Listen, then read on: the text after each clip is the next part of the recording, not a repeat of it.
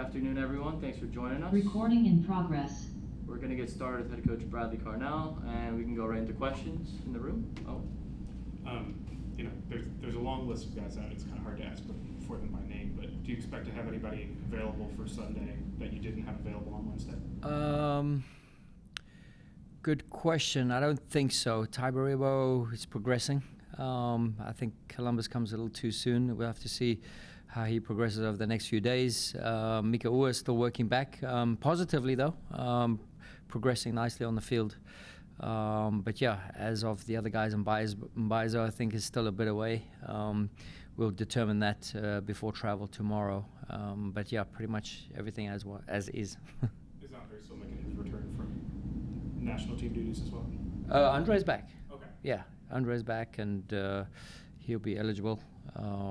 Still guys are situating themselves, getting back, and had a good conversation with him today. And we'll get back to work proper tomorrow with the whole team. You mentioned a couple times on Wednesday how playing off of a break on short rest is a challenge. What kind of challenges does that present for you in preparation for Sunday? Yeah, I just think in terms of, I think once we've had now a couple of days in the legs, I don't think it has that effect, down the line here, on Sunday. I just think it's that initial 4 days leading into Chicago that was a big problem after 5 days off. 5 days off of being all over the world for some of our guys was just real tough. And yeah, you got family situations. You want to go see your family in different countries, which is, all fair and warranted, and, support that with the players, and everyone deserves that. But we were hoping, we'd hope that we would have a bit more time to prepare.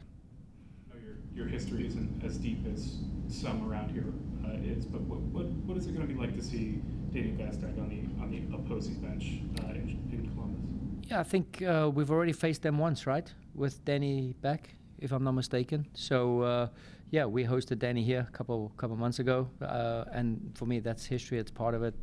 Danny's a great human being. I loved working with him for my short time, and wish him nothing but the best. But I think those conversations we've already had 2 months ago.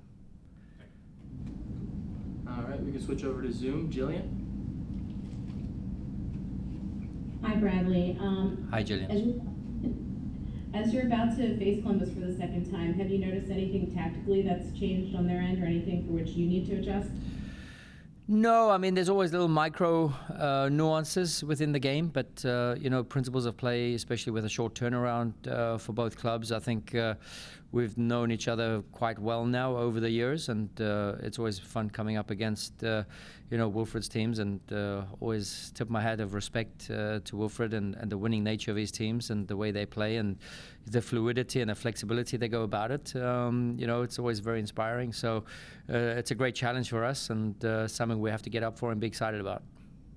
And then with the current center back situation, what have you seen from Neil Pierre that's shown he's ready to perhaps make that jump to MLS level and possibly against a tough opponent like Columbus?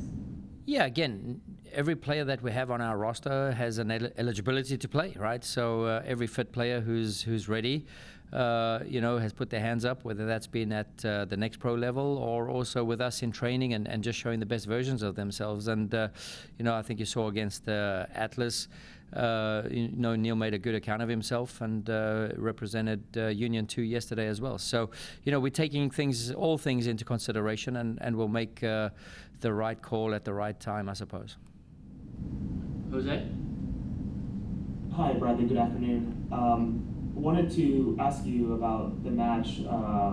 You sort of referred to it in the previous question in terms of 48 days ago when you faced Columbus at home and Daniel Gastag. But that match, the team was a minute, few seconds away from, I guess, what you would consider a signature win, as many people would dub that type of victory. How has the team evolved since then to potentially close out a match like that? How have you, maybe as a coach and the players, as you mature into the season, how have things changed to help you get through the line there? Yeah, I think there's ebbs and flows, Jose, through the season, and I think some teams are on top in the season, and some teams go through a little lull mid-season, during season, through the summer months. So I don't really see it as like a maturing process or a learning process. I just think it's in the moment, right? And what can we do to sort of buckle down? And with that comes momentum and team belief, team culture, momentum, just I wouldn't say experience, but just experiences of being in these situations. And I remember talking to the boys then, we're gonna score late in games and we're gonna concede late in games. It's just part of the nature of the game.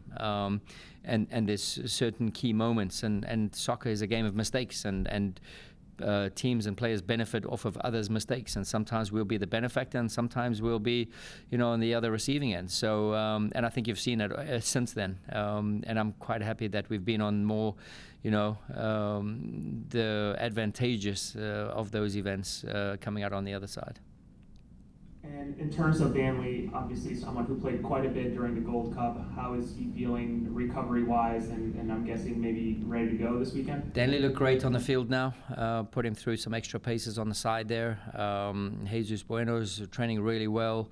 Like I said, Ty is getting good touches around the ball, and feeling much better, and just testing it out, because obviously, through the situation that he was in, he wasn't able to do the regular progression. So we're just trying to get a gauge of exactly where he is, in what physical state he finds himself in.